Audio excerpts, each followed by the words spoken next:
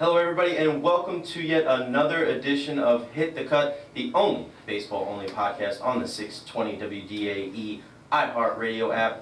Show number 10, we said we were going to have a party this week, Paul. I don't see any of the female dancers here or any cake, so I'm blaming you. After the show. After the show. Yeah. The beginning of the baseball season is right around the corner, man. Can't wait till Sunday night, Cubs-Cardinals.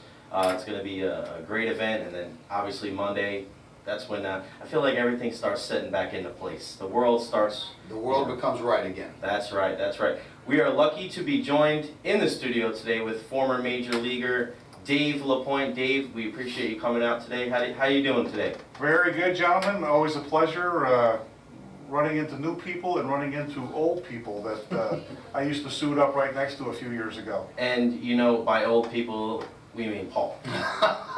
But Dave's older. Yeah, but then, yeah, Paul, back then I was the old guy and you were the young guy, so I'm a much older guy now. That's true. All right, Dave, let's take us through your Major League career. Getting drafted, you know, how was that? You know, obviously a big baseball fan growing up, you hadn't been. And then how was it getting drafted? Take us through that experience. Well, luckily, the year before, I had a high school teammate by the name of David Palmer, who pitched with the Expos and the Braves for a while. And he was a year older than me, so basically he went through the whole thing and I was just there watching. Nice. And then, you know, always good enough to be drafted, so next year when it came up that the scouts started looking, you know, you're 15 years old and they find you. And you go to tryout camps and not like today's day and age with all of the travel teams and everything that's out there to showcase yourself. Back then you had your high school season, the American Legion season, and that was it. Got scouted by a guy by the name of Sacco Worm. Frank Sacco Worm. Sacco Worm. Nice. The first guy ever to pitch against Jackie Robinson in a regular American baseball game in spring training. So some of the stories that he told about that were interesting. Anyways, I go out to a trial camp in Utica. I am the only guy that is not in or out of college. I had to face 6 guys. I struck out 3. The ball never left the infield. Nice. So I ran out of there and I left my shoes, my glove. I was pretty happy camping when this went on. And then you start getting the letters, you know, we're interested in you and stuff like that. So back then the scouting bureau was a big part of the draft. I was drafted by the Milwaukee Brewers in the 10th round in 1977. There was 2 teams that didn't come to look at me. Milwaukee was one of them. Wow, so you had no idea? No idea. And so you're braced for the phone call, you know, don't say, you know, make sure yes sir, no sir, everything like that. And actually I was up playing a game for American Legion when the news came in. So my mom drives up and gets out of the car, starts yelling, you know, you've been taken by the Milwaukee. So the game stops, party starts, and That's great. Game so over. it begins. Break out the adult beverages. There you go. Not for you, because you were going in, you know, getting drafted, but I'm sure everybody else was throwing. And how old were you? Back then the drinking age was 18. Oh, so you were... I wasn't too far away. That's great. So you make your Major League debut with the Brewers in 1980. Take us through that, man. Your first game, you know, the first time you step on a Major League mound. What was the feeling like? Well, here it goes. Back in old Metropolitan Stadium in Minnesota. You know, before the Metrodome, before this new one, way back when. Way back when. And I remember Paul was a young guy. I remember watching when the Dodgers played the Twins. And back in that old stadium, they had like these arrows walking up to the plate from the on-deck circle. If you go back in old pictures, you'll see this thing. And I remember getting the feel like, man, that looks like just on television. So I had not relieved since I was in rookie ball, been a relief pitcher. So I get to Minnesota, 2-1 game. Buck Rogers is the manager. He goes, your game, kid, 2-1, win it or lose it. So I'm warming up. No pressure. No pressure. None at all. So as I'm going out, coming in to warm up, Buck Martinez is the backup catcher. He's gonna warm me up. They've already got the gum and cigarette to the back of his shoe. Oh, jeez. His foot is smoking. Oh my. And I'm watching this guy come and warm me up, and like, I'm a practical joker myself, so nothing really fazed me, so I thought it was kind of funny. Like about my second warm-up pitch, it burns through. Now he hits it with his finger, now the cigarettes are burning his finger. Oh my gosh. But I remember it was just so bright, and you really had to pull your hat down. Gene Mauch was the manager of the Twins, and noted for pinch hitting, manipulating his lineup to his advantage. There was 9 left-handers when I came in. I faced 9 right-handers. Wow. Flip that whole lineup around. And I remember listening to all the Yankee games as a kid. Russo used to talk about John Castino, the third baseman for the Twins, and every time he hit the ball, his hat would fall off when he ran down first base. He's the first guy facing the big leagues. He hits a ground ball 2 steps out, the hat The hat comes off. I go, just like on And television. you're thinking It's about unbelievable. it. And you're thinking about it too. So I got the save. I had one save opportunity in my whole career, so I'm 1 for 1 in saves. I got 1,000%. Better than Mariano, There you brother. go. Nice, that's awesome. So you were a Yankee fan growing up then? Actually, I was a Willie Mays fan. Oh, okay. New York Yeah, Giants yeah. fan then. Yes. Then did you go? Your fandom went to San Francisco then? I never You were more of a player guy than a watched team the guy? Yankees. Kind of conflicting. Like I was a big Tony Conigliaro fan when he came to the Red Sox. The first World Series I really remember watching was the Red Sox and Cardinals in '67, back when they had day World Series games. Right. You skip school to watch a good game. I found out what a pool was.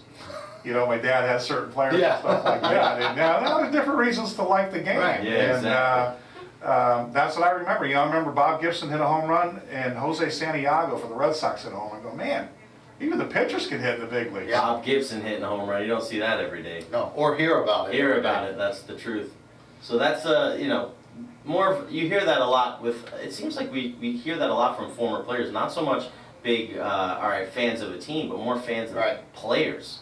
Oh, Willie Mays is obviously one of the greatest baseball players of all time. It's Who was your favorite guy? It's got a Jeter. Obviously, I was Oh, yeah. 10 years Different old. age. Different age. But Right. when I grew up, when I was younger, it was Don Mattingly. My dad's favorite player was Mickey Mantle. Right. Jeter, and now it's like who's my favorite Yeah, player now? I think everybody's dad's was Mickey Mantle. My Oh. dad's was Mickey Mantle, but my guy was Pete Rose. Yeah. And I think that comes because they were down here for spring training all the time. We could go watch them play, but that was my guy. And Was before Pete Rose. the whole gambling, the way he played the game, everybody was so enamored with the Charlie Hustle lifestyle, and Right. I think we see nowadays when you have somebody that can really relate to like the middle class and the majority of the the people in the U.S. people can relate to a guy like that, so they would encapsulate around him and cheer And I for think him. then too, money wasn't an issue like it is now. Now you're a millionaire. Back then, guys weren't millionaires. You were making, I think, Nolan Ryan was the first guy to get a big contract. Yeah, back in Pete Rose's days, Yeah. the minimum wage was probably like 16,000. Right. My rookie year, minimum wage was 32,000. Wow. I made exactly the same in my World Series check as I did in my year salary, Jeez. which is 32,000. Now the minimum salary is 560, 60. and the World Series cuts are 450. So Mm-hmm. if you make the team, like my rookie year, if I played today, I would have made $1 million my first year. First year. But I made 64 grand, and damn happy to have it. Yeah, exactly. Damn, that money looks good. It's take, unbelievable. Take us through the 1982 season with the Cardinals, with the World Series. How was that, man? Just take me through that whole season. And did you guys know coming out of spring training that you guys were going to be the team to beat? Oh, no. They had a good record the year before. It was a strike-shortened season. I had the best record, didn't go anyplace. You get there and you don't, because we had 6 rookies that broke camp, so you don't know how good anybody's going to be. We knew we had we had the best manager, in my opinion, in the history of the game, in Whitey Herzog. And you've got Bruce Sutter as your closer, and you got Ozzie Smith as your shortstop. And then, the little guy, Keith Hernandez over at first base isn't a bad guy to have either. So Right. the starting rotation was the skeptical part. We had Bob Forsch, great guy, proven winner, a couple no-hitters along the way, and Joaquin Andujar. Now after that, we didn't know what we had. But luckily we had the right pieces. I was fortunate enough to play with Jim Cott. Right. And there's a great guy. To show you what baseball's all about, he's 45, I'm 23, he takes me down to the bullpen. He says, I want you to teach me your changeup, your slide step changeup. And I'm thinking, this is a practical joke, there's something going on here. He goes, no, I want you to teach it. He goes, as soon as you stop asking questions in this game, you might as well retire. And I learned from that, and a guy like that said, like you were saying, Pete Rose, lucky enough to pitch against him, lucky enough to manage a son Oh, yeah, Pete. in the Atlantic League, and him to come up to me in Montreal. Matter of fact, we missed by one day of me and David Palmer pitching against each other in Montreal. But anyways, he comes up to me and a pitcher by the name of John Stuper. He said, listen, you guys already know how to pitch. Don't let them try and change you. And back then, guys did that all the time. Right. You know, the veteran guys on the team, you really look forward to it. I said, what I miss now, you'd be sitting in the locker room and an old timer just come walking in. You know, Roger Maris come in, shake your hand, how you doing? You know, Mickey Mantle come in, how you doing? Now you need an FBI clearance To get in. to get in the clubhouse, and I think it's taken away from the game. Like, you know, we always talk about how players today don't know the game and they're not being taught the right way. Well, guess what? You've taken the teachers away from them. Right. And they cannot walk in. I remember like yesterday, Roger Maris just coming in, shaking my hand, saying, "Hey, nice job last night. You know, really pitched well." Man, he knows my name. Right. He actually watched last night. Right. But they would happen all the time, and guys would stop in, and you never knew who you were going to run into, and you never knew what they were going to teach you. But they always tried to give you, you know, one piece of wisdom you could carry with you.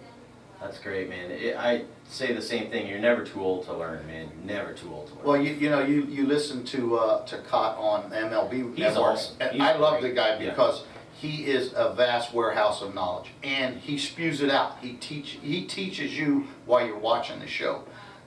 You know, the one thing I can say is, and you know, I wasn't with the Yankees in the big leagues. I was in the Yankees in spring training and in AAA. But in spring training, you saw everybody.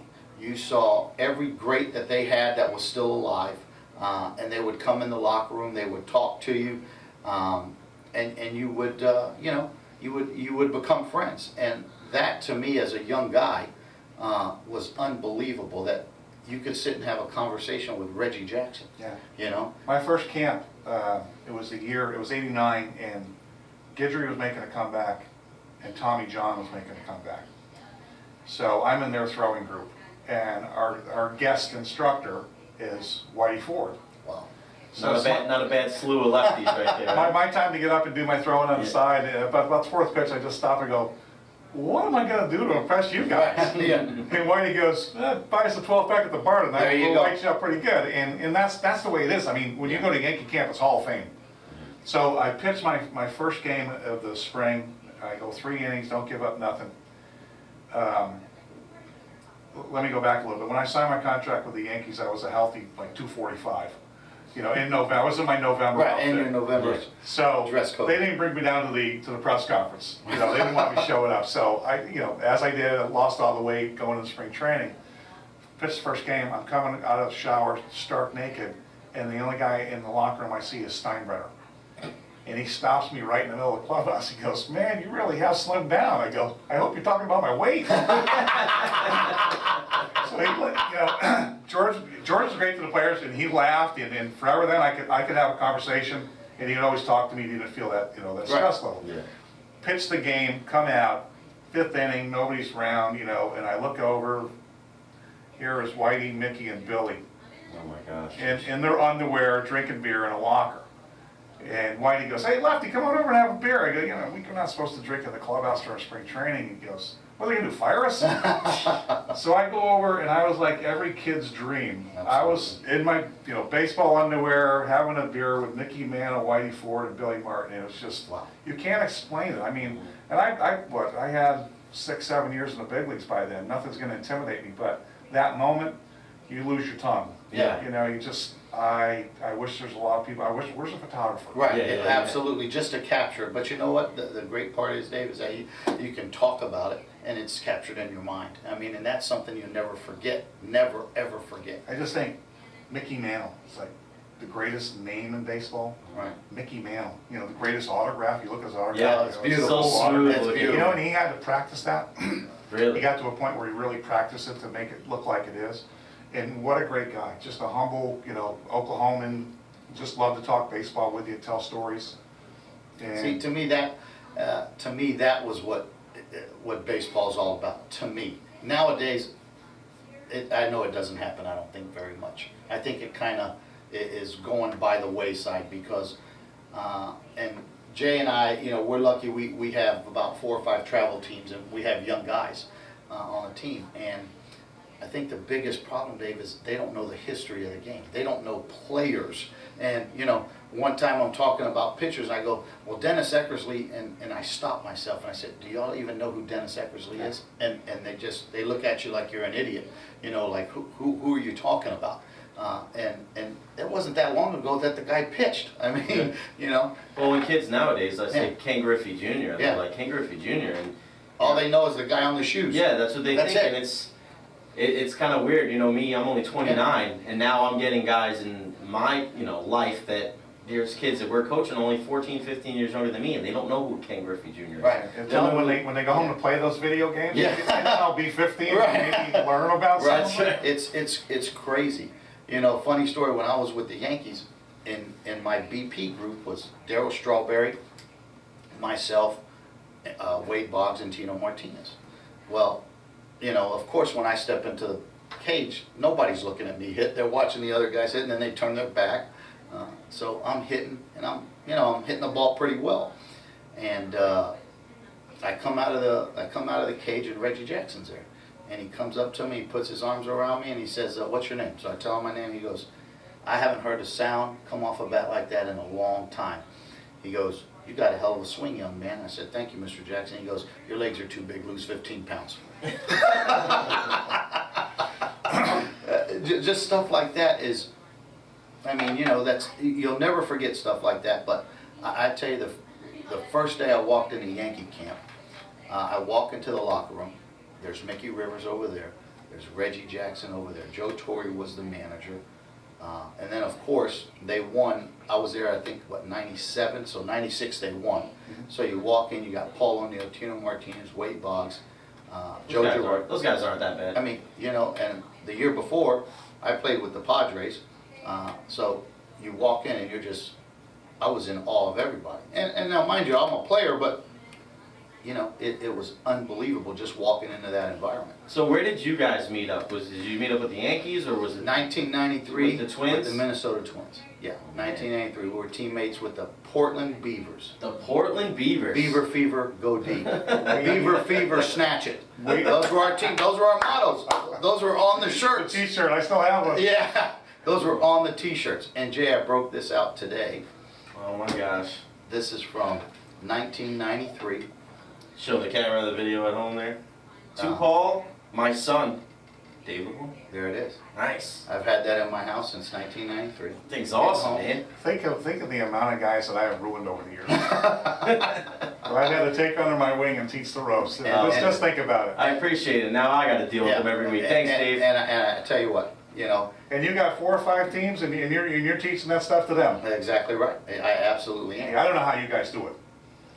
It takes a lot of patience, man. It's hard. Parents ruin it. Parents ruin it. They do. But I tell you what, we love it. To tell you the truth, Dave, I think it keeps me young. Mm-hmm. You know, being out on the field, you know, you get to give kids a little bit of knowledge, or give them a lot of knowledge. They retain a little bit of it. But you know, we're very lucky. We probably have 80 kids in our organization, and I would say at least 30% of them are going to turn out to be some really good ball players. And I'm talking college and above. We look at them, and they're kids that are, you know, they really grasp the game. And that's what makes it enjoyable. Because I tell you, some nights you got to listen to parents, you know, whining why my son doesn't, you know. And we talk about this all the time on the show, is that when we were kids, there was Little League. Mm-hmm. So Little League, you really knew if you were a good baseball player or not by the time you were 12 years old, because if you didn't make All-Stars, your baseball career was over. Now, everybody and their mother plays travel ball, so it's kind of diluted, and that's what makes it harder to be a coach, is, you know, you're dealing with so many kids, and what I've always said is I want to give as many kids opportunities as I can, but when you give them those opportunities, then the parents believe that they're actually better than they actually are. Yeah, there you go. Thank you. Better than they actually are. We deal with a lot of unrealistic expectations of people, and they're, you know, it's more about winning a trophy, or, you know, power. You got to throw it harder. You got to hit it farther. It's like, that'll come in due time. you know, and it's crazy that, you know, from day to day, I mean, this past Saturday we had a great day, played two teams that were older than us. Boys played well, you know, we won on a balk because we were about to squeeze, and then another one because played great defense, and we had two straight, you know, back-to-back hits with the infield. And the next day, you know, we get smoked, but, you know, it's just one of those things. And, you know, you play a team that, you know, they were ready to play and you weren't ready to play, but, you know, And they're using, and what we do with our 14-year-old guys, quite honestly, is we make them use high school bats. Because we which wanna the prepare. majority of the teams do. You know, you're not going to use these drop 5 bats because, you know, the trampoline effect on these drop 5 bats compared to the high school bats It's ridiculous. is a huge difference. So we play this team Sunday, and they put it on us a little bit, but they got guys 5'2", one hopping the fence. Yeah. Because they're 300 using, feet. Yeah, I mean, that's, and they're you know, using this bat, and you know, so the thing what we try to do is we try to not only encourage our kids to be prepared for high school, but we make them use the BB core bat so that, you know, because our goal is we want to produce players that are ready for high school. And when you go to these tournaments, I can tell you every 14-year-old team I've seen, except for ours, uses a drop 5. Yeah. You know, and different birth certificates. oh yeah, That's no, the that truth. happens You know what, too. I did it for 2 years. No, I know. We Yeah. saw you out there, and it was nice to see somebody you know, but I got out of it because I don't want to be that guy that has to tell a 12-year-old his baseball career is over. that's true. You know, I got down to that point where it was going to be, you know, two of the kids that basically we started, we had the bottom of the barrel. We were new to the area. Right, Took sure. whoever was left over and played baseball. And when we won our first tournament, it was the Bad News Bears. It was just the greatest thing. But going into the next year, they were going to be a year older. Right. And I was going to have to tell two of these kids that they can't be on the team. And I said, I'm not that guy. Right, you don't want to You do know, that. I don't have the feeling that if I win a 12-year-old tournament, that the Yankees are going to give me a double-A contract as a Right, manager. right. I'm not going to live my life wondering, you know, if I don't win this Little League tournament. Absolutely. You know, and that gets tiring to me. I wish teaching nowadays was like in the old days when they taught your kids how to swim at the YMCA. Right. All right, close the door, parents leave, they just throw your kid in the pool, and all of a sudden you'll start moving something. Right, right. You know, and there was no judgment. You learn how to swim, Right. and nobody was around to judge you. Exactly right. This is the way I did it. Right. Good. You know what? I played in the big leagues for a few years. I might know something more than you do. Exactly. And just because I don't have all the gadgets and all the tricks and everything that you see that are basically time killers, Right, right. I am a red flag baseball guy. Right. And when something shows wrong to me and the red flag pops up, I'm going to fix it. But I'm not going to waste my time and your time by getting to do all these dumb little gadget things that they do.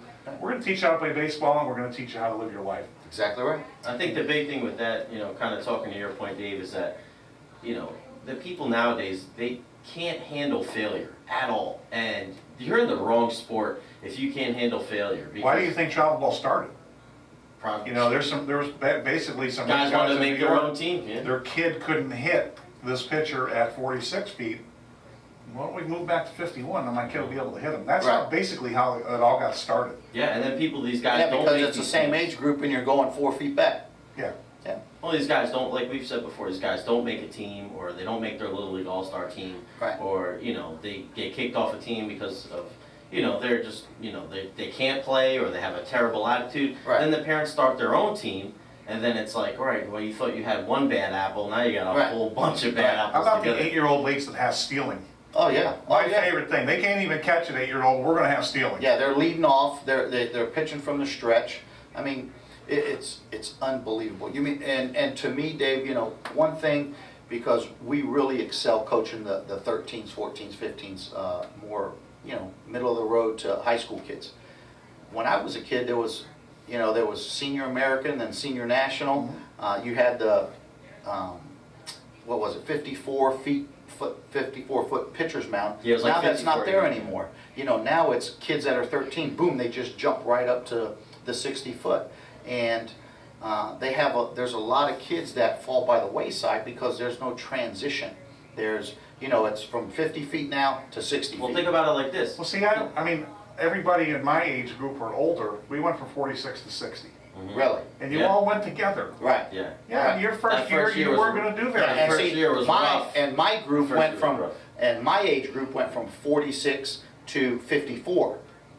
Because here in Florida, it was called Senior American, which was, you know, you were 13, but you played 54-foot pitcher's mound, 80-foot bases instead of 69. They do that in Pony, where they have, Well, see, here was Little League. their junior league is Right. 54-80. But Right. yeah, I mean, you think about it, if you break it down, you go from 12-year-old baseball to Little League World Series, which you see on TV, Right. and then the very next year you're playing the same size field as major leaguers. Right. That's crazy, man. To think that you're going from 12 years old, this little band Yeah, box of a 200 field, foot. to now, hey, you're playing on the same dimensions as a Right. major league player, getting paid millions of You know, dollars. nothing makes me laugh more when we play our first 13-year-old tournament of the year, and we go play now at the Namoli Complex, or what's it called now? They changed. Walter Fuller? Yeah, Walter Yeah, Fuller. Walter Well, before it was the Cardinal spring training, and you're playing 13 years old, and the outfielders are playing literally 2 steps off the clay, and then you got another 200 foot of Yeah. outfield behind them. Yeah. It's hilarious. It's hilarious. You hit a 2-hopper to the third baseman, hits off his chest, kicks it, picks it up, drops it, and still throws a guy out at first base by 15 feet.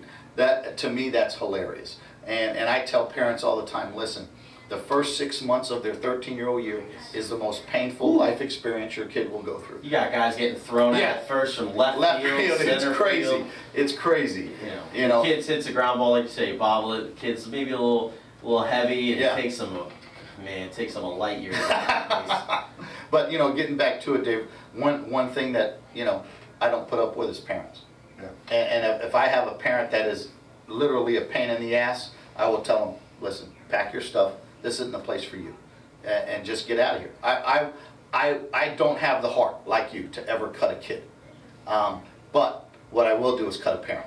And I would tell the parent, get out. Because, you know, the one thing that I've always tried to do as a coach is I want, the good part of me wants every kid to experience what we experienced, you know. And of course, not everybody's going to be able to play professional baseball.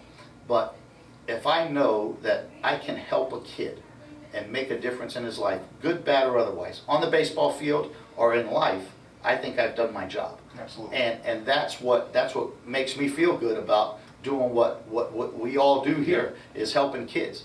And if you're not a kind of guy that gives back, if you're a guy that, oh, let's put that trophy up here and post it all over Facebook and post it all over my website, hey, this is the greatest thing, then you're not in it for the right reason. That's my opinion. So.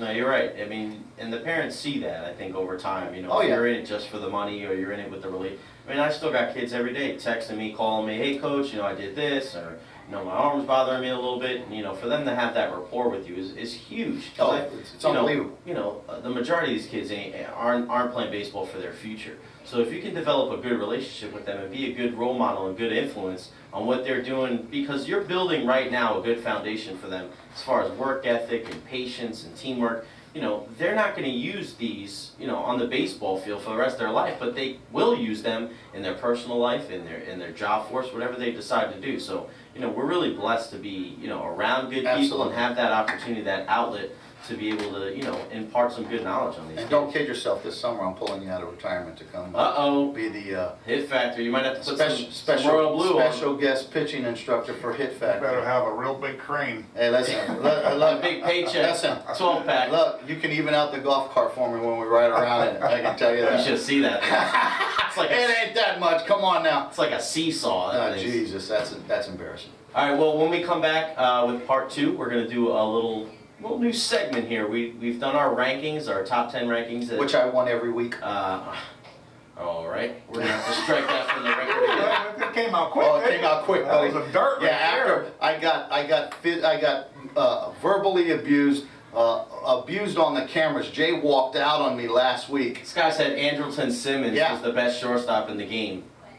And then what did MLB Network say? Said he was third behind the 2 guys that I had. No, first and no, second. no. Yeah, but you're picking a guy, Troy Tulowitzki, that guy's Now, a for paper. one thing, if you're going out believing those polls that MLB puts out on the network, you gotta be kidding Well, me. this guy puts Troy Tulowitzki, the guy can't play a full season, so he can't be the best. Listen, How you about can they had Verlander as the 98th rated player in Yeah, baseball? come on, give me a break. Now, Give me a break. Listen, Those are- you what? can't bring up those MLB.com or whatever. You can't bring up the lists. Okay, let's not bring up the list. As But in you're, the- no, you can't picked a guy as the best player that doesn't even play. Listen, you can't. He bring, plays for 40 games. You can't bring up the list as your defense and saying, "Hey, look at their list." It's when not my this- defense. When they had the same number 1 as I did.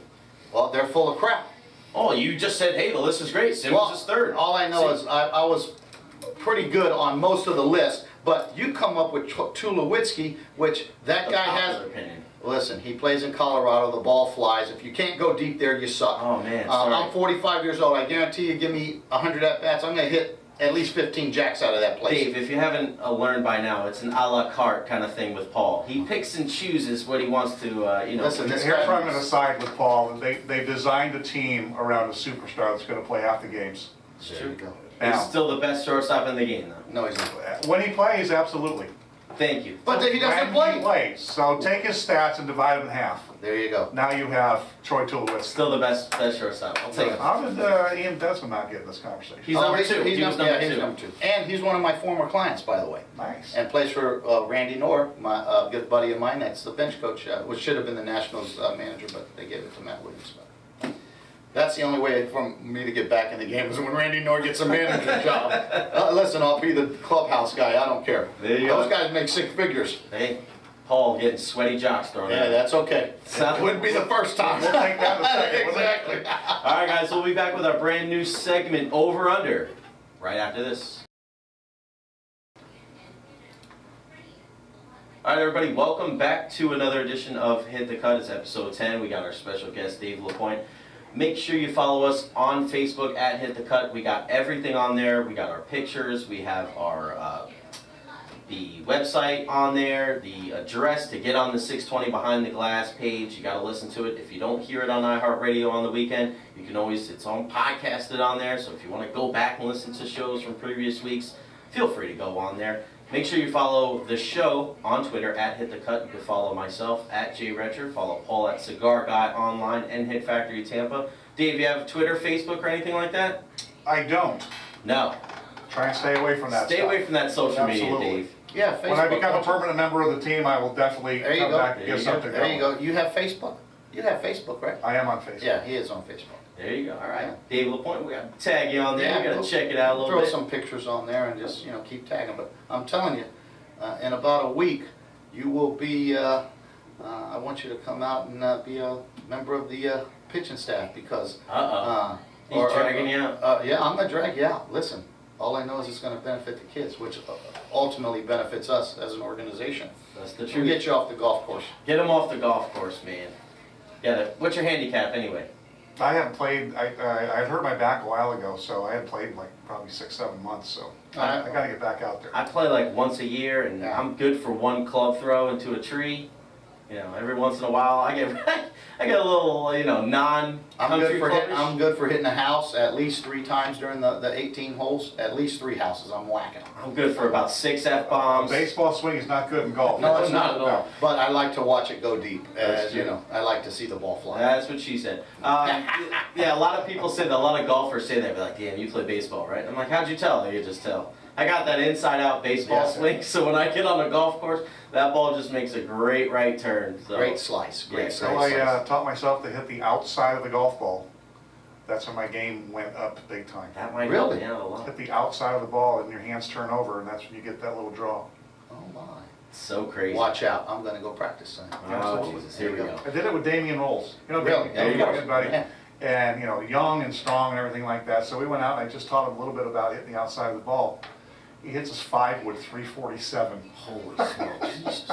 And he's what? Well, he's what? Like 6'2", 6'3"? He's about 6'3", 220. Cock strong, just, yeah. And just ripped it. So I want to hit the outside part of the ball and give me a nice little draw. Watch out. I'm trying to go 400. I got to beat 340. He's trying to go 400. I'm trying to go. I got to go deep. All right, guys, a new segment this week. As we said before the break, we've done our top 10. We're moving on to what we call the over-under segment. So what I'm going to give you guys, I'm going to give you some different stats of either players or teams, and I want you guys to tell me whether you think they're going to go over or whether you think they're going to go under for the 2015 season. Got it? Got it. Ready. All right, start with Paul. Clayton Kershaw, 20 wins. Over? Under. Paul gets an under. And Dave. he loses the first game of the season to James Shields. Boom. There you go. Woo! Paul. Coming right out of the Come on. box. Listen. That's what happens when you put tequila in your coffee, folks. I am going to agree with Mr. Russo for the fact that it started last year by losing those games to the Cardinals Oh, in the yeah. playoffs and giving up the runs. then you come into spring training and you get hit in the face with a line drive. These are little signs that things are starting to change, and I think he will be back down to earth and not get 20 wins. I'm gonna have to go with over. Oh, of course, Clayton Kershaw. because he was your #1 pitcher, so we know. He had Clayton #1. No, I didn't. I mean, I had Clayton #1. Yeah. He had Felix Hernandez #1. Who Felix Hernandez gave up 7 runs in an inning and 2/3 Doesn't yesterday. matter. It's okay. Of course, I knew that would. You know, Who did they play? Spring training doesn't go on your baseball card. Oh, That's there true. you go. Who'd they play yesterday? They played the Indians. Indians. He's just setting those guys up for the season. Yeah, I bet. He's just setting those guys Now up. let me ask you a little tangent real quick, and we'll ask both of you guys. How important do you think a spring training start, especially at the end of spring training, is towards, how important is that towards the year? For a veteran guy, is it less important because he's kind of working on his stuff? Or what do you think, Dave? You know, by the 3rd week of spring training, you hate spring training. You hate being there. If you're a veteran or... If you're anybody, Yeah. I don't care if it's your first camp, the 3rd week, you hate it. You're getting up at 5 o'clock every morning to get there and do the early workouts, and the sun never goes in, and you're baked, and you're tired, you've walked across the desert, and then, you feel like you're getting ready. But when the season starts, and the lights go on, and that adrenaline kicks, you don't even remember you had spring training. Mm-hmm. And that's why it's not, even when you're in the rating process or picking teams, it's don't get fooled by September, don't get fooled by spring training. This Bryant kid with the Cubs just got sent down. 9 home runs, hit 425. He might not hit 180 in the big leagues. You don't know, and that's why they can make their case that maybe he should have broken with the team, but you don't know until they turn the lights on. And we're going to talk about that at the end of our Right. over-under segment. I like the little segue there, Mr. LaPoint. And I think, I can't speak for pitchers, but as hitters, you get tired, like you're taking 200-300 cuts a day in the cage, and before the game starts, I think in a hitter's mind, what you want to do is be able to have your timing down. That's it. You want to be able to make sure you're seeing the ball and you're having good hacks at the ball. I think the older you get, and not to the age of retirement, but the older you get, the more you learn to prepare yourself for the season. And I played with a guy a few years back, Mike Figa. I think Mike Figa led all of the Grapefruit League in home runs. I think he hit 12 bombs in spring training. See you later, down. Because he Didn't matter. Didn't matter. He was the 3rd guy on the Yankees, and the first 2 were Joe Girardi and Jorge Posada. Good luck with that, Yeah, brother. exactly. So, All right, moving on to number 2. We'll stay with your boy Felix. A 2.50 ERA. Over or under Paul Russo? under. Under 250. Yeah, under. Holy smokes. I think he's going to be Cy Young this year. What a surprise. Dave, what do you got? I'm going to go, I agree with Paul with the Cy Young. I'm going to go over, though, because the Mariners have a very, very good team this year. My odds-on favorite to win everything. And I would say that they're going to have quite a few blowouts, that they're going to be ahead by a lot. They're going to have big innings. As a pitcher, those are the hardest games to pitch in. You lose your concentration. You get stiff because you're sitting on the bench a lot longer. He's probably pitching a contact a little more. Yeah, and well. and actually, earned run average leaders are usually on bad teams. They lose quite a few games, so they stay in the game until later on, so they can try and get the win. He's going to have those games. They're going to have a lead. They're going to be taking him out. So instead of getting 8 innings, he's going to get 6. Yep. Your ERA, doesn't have a chance to get as low as you want it to. So I'm going to go over the 2.5. I agree. I'm going to go over as well. I don't think it's going to be much higher than 250. I think he'll probably still be under 3, but he's just a dynamic pitcher. And I agree. I mean, the outing, aside, notwithstanding what happened yesterday, I think he was just in there kind of getting his reps. Hey, let's throw a couple curveballs behind the count and see, how my splitter is and stuff like that. So I wouldn't be too worried, but I also got to go over. The next one, Giancarlo Stanton, 40 home runs. Over or under, Paul Russo? Under. Under 40? Yeah. Really? Yeah. Why so? Well, one, I don't think the injury's I'm not gonna put the injury in there at all. I just think that one of the hardest things to do in the big leagues is hit a bomb, and 40 home runs nowadays is a lot of home runs. He plays in an expansive ballpark. I just don't, I think he's gonna be maybe a 30 to 35 guy. I just don't think he's gonna hit 40. It's hard to do, so. Dave? I got to go under with that too. They play in a big ballpark. They have the third most travel miles of a baseball team when they get on that plane.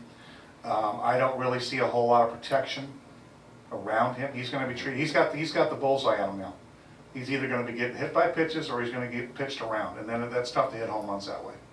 I gotta go with the minority. I gotta go over here. I think we're on the precipice of a Good huge. Good word, Jay. Good word. Thank you. That's a $2 word if you need it. New York Sunday morning New York Daily News crossword puzzle. I just think we're on the verge of seeing him do something outstanding this year. I like them picking up guys like Martin Prado and D. Gordon because I think he'll have more guys on base, so I think he'll get less walks. I know it's a tough ballpark, but I don't think there's any ballpark on the planet that can hold that guy. No, How many 40 home run guys were there last year? Maybe one, I don't even know for sure. But I mean, it's Pretty sure it was 0, wasn't it? zero. Yeah, Could be I don't zero. think anybody hit 40. Yeah, but I think he could have hit 40 if Oh, he no, didn't he- get hit. listen, Yeah, I know this. Potentially, there's Yeah. no question. And I know I'd love to see that guy play in the American League. That's all I'm telling Grandma had. you. Yeah. Yeah. See, I think if there's anybody that can hit 40, I think it's him. Right. The ability for him to drive the ball all over the field, to hit a line drive that's in the air for 4 seconds down Right. the right field line, and then hit a ball 480 to the left field line. Here's another thing that nobody ever looks at now. He's become a superstar on and off the field. Mhm. He's going to be drawn in a lot of different directions, True. especially over there in Miami. And that takes away. And he's a young guy, and you know he's got all the talent in the world, but he hasn't got it figured out yet. That's There's true. still some holes in that swing. And now if he's not in there concentrating every day that he's in there, those holes are going to get bigger. Yeah. So I think he's at a big turning. For one thing, the dumbest contract I've ever seen in Yeah. sports. But he's at that turning point right now where the holes are going to get bigger or they're going to get smaller. You got to That's see true. which one it's going to be. Yeah, he's either going to rest on his laurels a little bit and kind of. I mean, he's a great kid. I've never heard one bad thing Yeah, about he him. seems like a really nice guy. Seems Right. very humble. He seems like when during that press conference he was talking about now I got to earn it. And it's you can tell a lot I think by guys when they have their interviews like right at the moment or right after the moment. Right. And I think if there's going to be a guy that's well equipped, I think it's going to be him because he's a very nice guy. He seems to handle the media well. He seems to stay out of the the public eye a little bit. Even in a tough place like Miami, which you would think But that you statement- see that a lot of statement- other people not do That that. statement scares me a little bit about now I have to earn it because now you just put pressure on yourself. Well, I mean, would You you know? rather him say that or say, well, I'm good now, what I No, mean? no, I've earned it I already. know. Listen, sometimes when your mouth says something, it's stuck in the back of your head. How You know, about we so- get you some of that body paint in the next couple of weeks? Listen, I'll throw it out there. Oh, I will jeez. throw it out there and let it troll, brother. Keep it in. I will go to the next one. Alex Rodriguez playing 125 games. Oh. Over or under? I gotta go under. Under? Yeah. Too many games, huh? Well, That means he won't play 37. yeah, I think, Jay, that they're gonna limit, the Yankees are gonna limit his playing time. And I think that, the Yankees have so many options, at third base, at first base, at DH, that he won't play 120 games. I'm gonna go a little bit under, so. Dave? Definitely under. Definitely under. Now, here's another thing that I like to look outside the lines when it comes to baseball stuff. A-Rod was not that well liked before he got caught any of the 3 times. Yep. He's not a well liked guy in that clubhouse. And he also just went against all of the Major League Baseball players' union. So this guy is going to get hit by a few pitches throughout the year. Mhm. And I think you're going to see a broken wrist or a broken hand or, something, you just don't do that to a union, to a family, and it just doesn't go away. Yeah. There's going to be some blowouts, and all of a sudden, I got this pitch. What I'm going to do with it? Here you go, A-Rod. Go against us again. And he's around 40, so osteoporosis has to be. I mean, before he got in all the trouble, he wasn't. He was barely playing 140 games. Yeah. So I can't see him coming close to that. I agree. I'm going under A-Rod. I just had to be generous. 120 games. So you Maybe go 100. under A-Rod. What about over under 100? Still under 100? Depends how quick that Yeah. broken wrist hits. Yeah, exactly. I mean, you still got guys that patrol the game. Yeah. Especially pitchers. That's true, but I mean, you got a guy, Yeah. made out of made out of glass at first base in Teixeira. Yeah. And A-Rod didn't look too bad the other day playing first. So if Teixeira goes down with his annual wrist, toe, butt but injury, don't they have McCann that plays first base? a lot, McCann's too? not going to play first. They have Garrett Really? Jones. Oh, Garrett Jones. Yeah, Garrett and Jones. they got A-Rod. So who would you put at first base, Garrett Jones or A-Rod? A-Rod's moves probably a little better than Garrett Jones. I mean, obviously he's left-handed, so there's the advantages there for having a left-handed first baseman. But As a Yankee fan, you want to see A-Rod back? I kind of compared it to a drunk uncle. You know what I mean? He's a drunk, but he's your mom's brother. So what are you gonna do?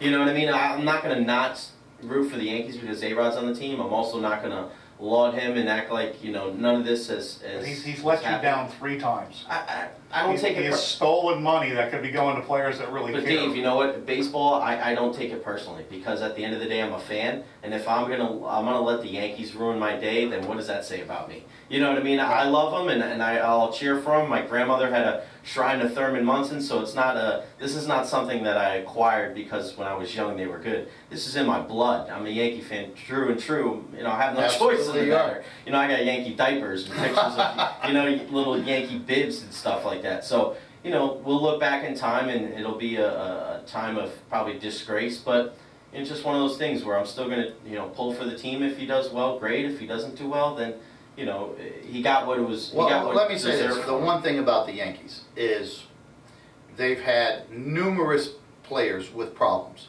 Let's start from the manager. Let's go from Billy Martin.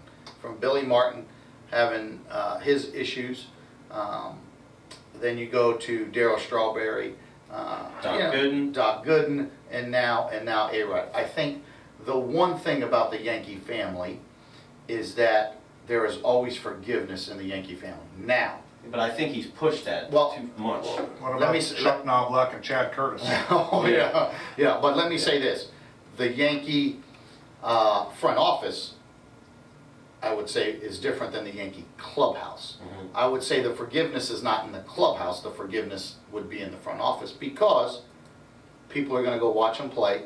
People are going to pay money, which makes the front office happy. Mm-hmm. And if he does well, they look like geniuses. If he sucks, then they're going to say, well, we told you he was going to suck, but we got to suck up the money. And what you got to remember too, I think a little bit, if this would have happened last year, there would have been some hesitancy because it's almost like, clubhouse divided. You're an A-Rod guy, you're a Jeter guy. Now that Jeter's gone, it's kind of a new era now. Right. Rest in peace, George Steinbrenner is no longer with us. Derek Jeter and the core 4 guys. It's a different era for Yankee baseball now. So, they're kind of still in flux where they don't really know who's the leader. Is it McCann? Is it Teixeira? Is it Sabathia? So I think now is probably the time where there's a lot of other uncertainties. So for there to be an uncertainty about A-Rod, I don't think it's so make or break. If he does well, great. If he doesn't do well, I think it's kind of expected. So I don't think that it's going to be such a big hit to them if something happens. Isn't it a shame that the tragic irony of Derek Jeter, the epitome of what you want your baseball player to be, and Alex Rodriguez of what your baseball player you don't want him to be. Exactly. On the same team, and A-Rod taking away from Jeter's last year just disturbed me. Yeah. No, listen, absolutely, and I don't know if the guy is just that much of a media hound that he needs to be in the spotlight, but I can say this to you, Jake. I don't think there was a split between a Derek Jeter locker room and an A-Rod locker room. I think it was Derek Jeter's locker room. No, that's true.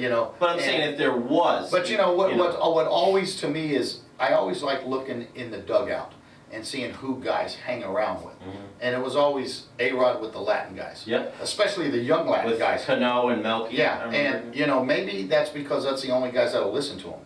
That's true. A lot of people don't think about that. That's one thing. And the shame of that too is he rubbed off on now Cano. He's influencing. Cano is lazy. That's right. Doesn't hustle balls out. That's right. And that rubbed off on. What if Cano would have hung out with Jeter and learned to play the game the right way? Well, how great would that guy be? Yeah, he would have been the next Derek Jeter. He would have been the next Derek Jeter. I mean, the talent that guy's got, and to not play with that I don't care attitude. Yeah. It's just he went the wrong direction. That's true. All right, let's move on to this list. We'll go with the Cardinal, one of my favorite players in the league. Matt Carpenter had a down year last year, under 300, but the year before, one of the best hitters in baseball. Does he get back over 300? Paul, Matt Carpenter, third baseman for the Cardinals. Over under 300 batting average? No. Under? Under. Really? Under. Jay, listen. Hardest thing to do in baseball is hit 300, buddy. This guy's got a real simple swing. No, he Uses the whole does. He's field. got a beautiful approach. He's going to play every day. He's a good No, defender. listen, how many guys hit over 300 last year? Not very many. No. Listen, and the National League is becoming harder and harder. And the National League Central is being harder and harder to play in every year. The competition is I think going to be equivalent to the American League East. And I just don't think he's going to do it. I hope he does. I hope he does because I'm a huge Cardinal fan. Like I said a bunch of weeks ago, my grandfather was a diehard Cardinal fan, and that's a team I always look for in the National League to do well. So I hope he does, but I just don't think the odds are against the odds are. I'm thinking it depends on where he hits in the lineup. Mm-hmm. And I don't think they really decided if he's going to hit first or second. I think if he hits first, he does hit 300. I think if he hits second, he doesn't. But there's a good kid there. There's one, I've heard very good things If they didn't about say his name on television, you wouldn't know what his name was. Right. Yeah. That's even one. better. I'm going to go over too, I think, with another full year of Peralta, with Holiday and Molina. I love the Cardinals. I just think it's just a great organization. I think it's just, consistency and, just doing things the right way. As much as the Yankees are the evil empire, I think, St. Louis with the Midwest roots, and it just seems like, it's old school baseball right there, national pastime. Played on 9 different teams. There's nothing like the Cardinals. Yeah, I bet. There's nothing like that city. Mm-hmm. You go to a game there, it's just. I told my wife was a big time Yankee fan. Right. And I said, we were talking one day, and I said, you're not going to believe St. Louis. It's the best baseball town. She goes, come on. I'm a Yankee fan. Right. I go, I'm not going to explain it to you. You're going to have to see it for yourself. And when she went out there, she looked at me and goes, you're absolutely right. There's nothing like this. This is unbelievable. Mm-hmm. I remember one time I went out for one of the winter warm-ups, one of the fan things. I'm walking over to a Blues game with my son. It's snowing out. I've got a hood on.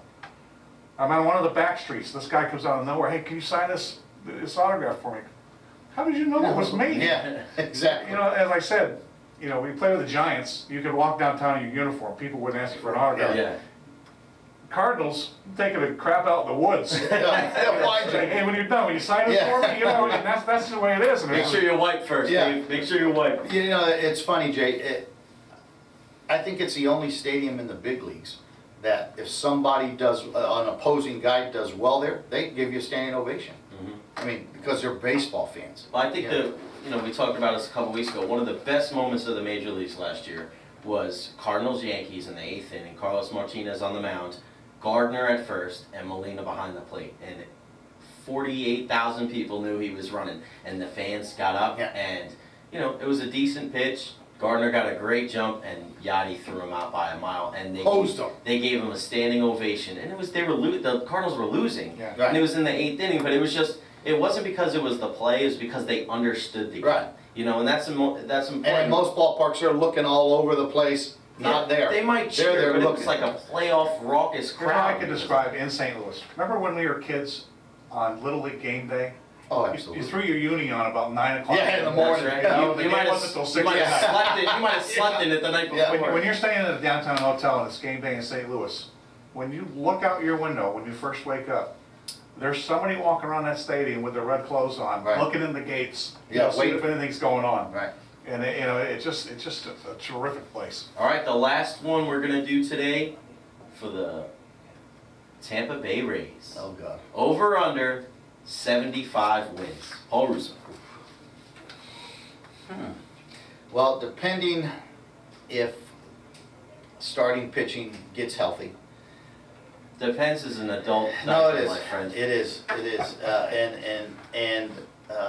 Quit trying to be nice because you live here. Yeah, I gotta say under, Jay. I gotta say under. And it's hard for me to say you got a Tampa boy as the manager, but I just don't think they are. I just don't think they are. And 75 games is brutal, but I gotta go under. Dave? I'm going under too. And I feel so bad for Kevin Cash because he is a good guy. As a manager, it's a lot harder to manage a bad team than it is a good team. Yeah. Because most of the time by the 6th inning, nobody really cares. Yeah. Who's going to hit that home run to bring it back? Yeah. Who was the starting, You got Kmere in the outfield.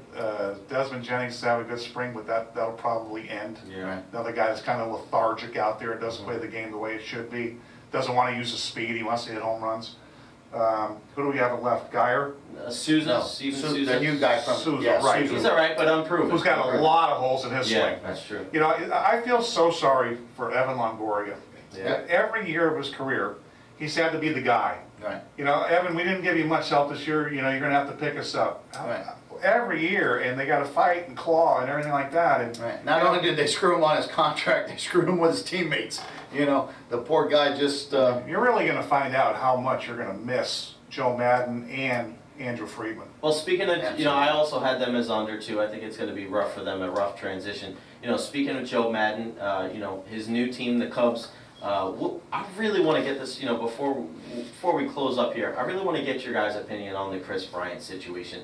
Led the majors in home runs in spring training, batted .475, but he's still a young guy. And so what do you guys think when he gets sent down to AAA here? Is it more because, hey, there's still a lot of holes in your swing and regular season pitching is different than spring training pitching? Or is it, hey, we got to keep you in the minors for 12 days because we want to keep you under control for an extra year? What do you think is more, because obviously it has to do with both, but what do you think is the bigger reason? Well, I think one of the reasons is his agent's an ass. That's the first thing. And You may think he's an ass, but No, no, I looked at his but- clients. no. He's got over 100 clients. He's making millions. Yeah, but he's making millions, but his clients are pitchers, and eventually, Jay, there's some guys that were great leaders at one time that they got assassinated because people didn't like them, and that's the only thing I can compare it to. You just don't. The more Where do you go to get assassinated? listen, I'm not talking about killing the guy, but I'm just saying the more you throw your balls in people's face, especially in this game, eventually you're going to be out of it. And he's cost a lot of guys a lot of money. Nobody talks about how much money he cost Stephen Drew last year. That's true. And for just because he represents superstars, he thinks that now because I represent a superstar, I'm going to take this young kid and I'm going to make him a superstar because of my power as an agent. Well, that's an abuse of power. Just because you hit what you do in spring training, it doesn't mean you're going to do it in the freezing cold weather in Chicago at the beginning of the year. Listen, you're going to be a big leaguer. You know it. So if I'm that kid, which I was that kid at one time, go down to AAA, do what the organization asks you to do. Be an organizational guy. Go down there. If you got to go down there for 12 days, go down there for 12 days. And then come back up to the big leagues. They're going to take care of you eventually. But, I think sometimes when you just throw your balls in so many people's face, that eventually it's going to come back to you. It's going to come back to you. I think it's all the 12 days. Yeah, All the 12 days. Here I go. Last year he hit 43 home runs, hit 295 in AA and AAA. He can hit. He struck out a ton. Well, If you you know can't what, hit in that's- Iowa, you're in trouble. That's part of the game nowadays. Strikeouts don't mean anything anymore. Right. That's why the game is going down offensively. But why don't, if I'm smarter, if I'm the Chicago Cubs, because just think, they built this kid up PR-wise, and now you send him down. Well, who's telling the truth here? Right. Why wouldn't they do like the Indians did, like the Rays do? Get this kid into a 6-year contract right now. Right. And don't worry about the 12 days. Because you're the Cubs, you're trying to sell tickets, you're trying to get that fan base back to where it was. You're going to go with Mike Olt or Tommy LaStella? Yeah, that's You're in a tough, like you said, it's probably the best division of baseball right now. You want to get out to a good start and breed that winning attitude right from. How can you go through spring training saying we're all about winning, and then you send one of the best 5 players down? Well, I think this, Dave. I think that by Boris being his agent, he won't let him sign that deal unless it's. You know what? Well, If think they would have offered it, we would have heard about it. Oh, yeah. And I think that have definitely seen it. has something to do with it though, because they know, like, listen, we need that extra year of control in this guy because we know we're not going to get a hometown discount. Or You're not getting any discount with you're not. Boris. By sending him down, though, you've definitely lost your chance of him signing after 6 years. Right, absolutely. That sticks with you. Because now you piss the guy off. There's no question about that. So it's a double-edged sword. But are you doing it because the agent's an ass, or are you doing it because of a financial reason? Listen, I don't believe in financial reasons when you talk about players anymore. Not in those kind of markets. Maybe for the Rays, yeah. But listen, the Rays still got a ton of money to spend on people. They just don't want to spend it. Yeah, the guys They either sent gonna sign Russell there or down. not. Russell is more equipped to be a big leaguer right now Addison Russell, yeah. than the other kid, Right. Brian is. And Baez should have got sent down. Brian Right. should go back to Double A, and they got, Yeah. he's got a Baez, lot yeah. of holes. Oh, Yeah. man. Not only does he got a lot of holes, he needs a guy like I had in you to take him under his wing. Yeah, And man. take- Look at the Chase shortstop they kept, Right, who was falling asleep twice during a game. right, You know, that's breeding winning. right. That's right. That's right. Oh, Madden Who's teaching him how to play? Exactly right. Well, Exactly right. Madden will, hopefully for their case, weed out the guys that aren't serious. Right. And, You know, this is the same thing as a couple years ago with Don Mattingly and the Dodgers. Don Mattingly fought and fought and fought. He wanted to plea out of spring training. That's right. But the geniuses upstairs said, no, we gotta send him down, he needs a little more conditioning. What happened when he comes up? Exactly right. He It's like- leads them to the playoffs. Yep. And he's not, we were talking about earlier about red flag, we don't miss talent. You can get all these other scouts and watch the games, 10, 15 times, see them. Pretty much after one time, we'll give you a pretty fair assessment if the guy's gonna make it or not. And you can't tell me Don Mattingly didn't know That's right. from watching him, this guy is a special talent, which he is. He's an imposing figure, he's huge, you don't think of it that way. And the geniuses went against what this guy had in his heart, what he felt. He had that niche. And it cost him. It almost cost him missing the playoffs. Right. Yeah, absolutely. You're right. You're right. But you know what the problem? You know why, Dave? Because there's less and less guys like you in the big leagues anymore. Because like you said, like we said earlier, you didn't go to Yale, you didn't go to Harvard, Yeah. you didn't go there. So when there's I went to Yale. I sat down oh and okay, I listened. had a drink over there I at the listened bar. to Don Zimmer for about 2 hours. There you know go. what? That's college hallelujah. education. There right you go. Right there. I went to a bar outside of Yale. My ex-roommate, John Stupper, is the head coach at Yale. Really? So, we're off on another one. Well, listen, I got a son that we might need to be sending to Yale. So There you go, brother. he's smart enough and good enough to play there. So As we're he gonna said, make a he goes, connection. my recruiting is the easiest job in America. He goes, how many people can go to Yale? Right. Exactly. And if you had just happened to play baseball, we'll take you. Right. Yeah. But Jay, I think that's the biggest problem with baseball now is that there's too many CEOs coming into the game and a lot and guys that are like Dave not in it Not anymore. enough baseball guys. I mean, listen, I can tell you right now, this guy can be a G. Just sitting here listening, this guy can be a GM of any big league team there is. And I'm not saying it because he's sitting here, because I know his experiences. I know what he did. I mean, how is this guy not in the game? And that's the problem with baseball. Is you've got so many executives worrying about pinching a dollar instead of about having baseball guys in the game anymore. And that's the problem with baseball nowadays. Is everybody's a superstar. Everybody hits 700-foot jacks. I'm But- going to tell, not mentioning names, but one of my friends was a Hall of Famer in spring training as a special guest. One of the pitchers walked by and this guy just happened to say something to him, like a little tip, you're doing this a little bit. The Hall of Famer got called into the office after practice. We don't want you teaching. You shake hands, you say hello, you do not teach. That's Are incredible. you Now, you're kidding? telling me you don't want a Hall, I'm gonna look around at all the pitching coaches at baseball, how many Hall of Famers are coaching? Especially if you're a specialist or, you've really done your job like Right. everybody else has. Man, like I said earlier, we're not allowed in the clubhouses. Right. Bob Feller walked by, who was a complete idiot, but if he walked by and said something, you know what, I'm gonna listen. You're That's damn true. right. You're damn right. Pete Rose says something, I'm gonna listen, and I'm gonna try and absorb that. And I was that type of guy. If there was a meeting going on, especially in spring training, I was gonna kind of wander over and try and listen to hear what there's. One time in spring training, I'm listening to Ozzie Smith and Tommy Herb. They're going over the infield, how they can use second base back. There's 6 different ways that you're gonna approach the bag to turn a double play. Right. I said, this is outstanding. Yeah. Or I'm listening to Lou Brock and Vince Coleman talk about running the bases, what do they look at when they're gonna steal. So here's what Don Drysdale, when he was manager with the White Sox, he taught me this little balk move for right-handers. And he said 3 times it got me out of games during the 56-inning streak that I didn't have to throw another pitch. So I remembered this, and I got a right-hander, that's when I was coaching, and I get him on the man, and I got Lou Brock, and I got Vince Coleman, and I forgot Joe Patini was over there. I said, we're gonna do something here, see if you can tell what we're doing. And 3 times in a row, we picked them off with this balk move, and they're staring at us, and they can't figure it out what we're doing. And stuff like that. If Don Drysdale didn't happen to be down at the bar with us one That's day, right. just happened to mention this, I've never known this. Right. But if they don't want Hall of Famers teaching, who the hell's teaching? That's right. You know? Why have them around Yeah, anyway? who's teaching? Well, the new thing in baseball is, and Tony La Russa, I think, was the guy that did it best. He's surrounded himself with nobody that's a threat to take his job. Oh, yeah. Remember the Yankees had 6 managers Right, coaching yeah. on their team Yeah. back in the day? There's nobody on his staff that's ever going to take his job. Right. So, and then, you know, you go through the minor leagues, and basically your minor league coaches nowadays are double-A yes men. Right. They're going to take a low salary and just be thankful that they have the job. Right.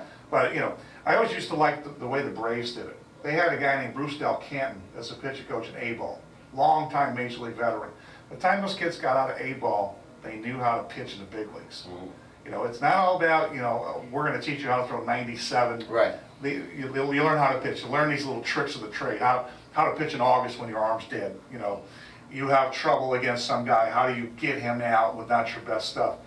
And they know how, and that's why the Braves have always had good pitchers coming up through. You know, the Cardinals were always raised by George Kissel and Dave Ricketts, guys like that. They learn the right way at an early age. And there's nobody. That's just lost. Who's your guy in the Rays right now that's teaching? It's Jim Hickey, I guess, right? You know, Dick Bosman's been there a while, but Right. you know, who's that guy that? It's teaching the young kids how to. I don't even think Billy Evers is there anymore, is he? No, no. You know, so they don't have that guy that's around walking around just giving little tidbits of information. Right. Give me that guy, that little squatty guy that's got 4 baseballs in his back pocket and a fungo bat, and he's just leaning on it. Right. Give me that guy. I had a pitching coach when I was younger named Hub Kittle. He had like 17 years in winter ball. Wow. And this guy taught just little stuff all the time, little grips. You know, one time I was Jason Simontachi's coach and got him to the big leagues because we moved his fingers over 1/8 of an inch on a slider. Jeez. And you're not going to do, everything now is textbook. Right. You know, you see all these ads now, I'm sure you've seen them. We're going to teach you how to throw 7 miles an hour. Oh, yeah, harder. yeah. No, you're not. Yeah. Or this drill over here, these guys, The Armory? the Army, I'm Oh, going to yeah. make you throw 90 miles an hour. Yeah. I've talked to probably 12 kids that have gone there. I go, have you ever seen the radar gun? Yeah. Well, this is how They told me I was throwing no, 90. this is how they throw 90, Dave. Literally, because I got kids that go there.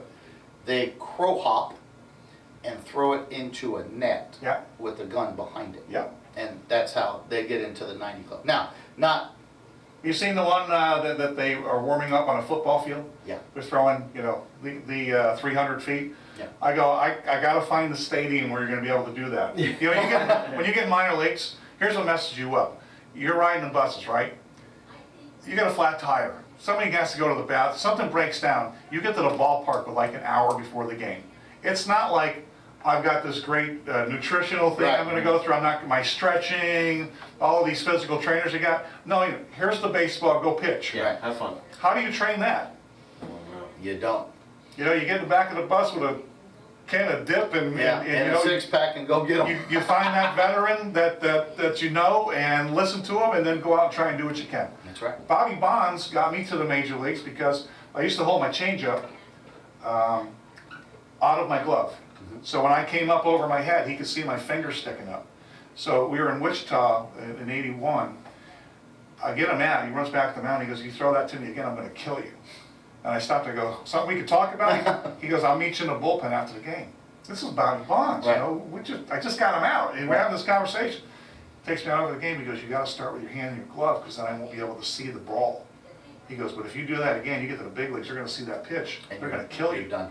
Yeah. I said, "Man, thanks. I mean, that's outstanding." But that's, you know, Jay, that's what guys used to do. Yeah. They used to help each other, and you know, it Not was like that anymore, Yeah, man. well, It's a dog-eat-dog world out there. yes, it is. Well, make sure you guys follow us on Facebook at Hit the Cut. You can follow Dave LaPoint, Paul Russo, and Jay Recher also on Facebook.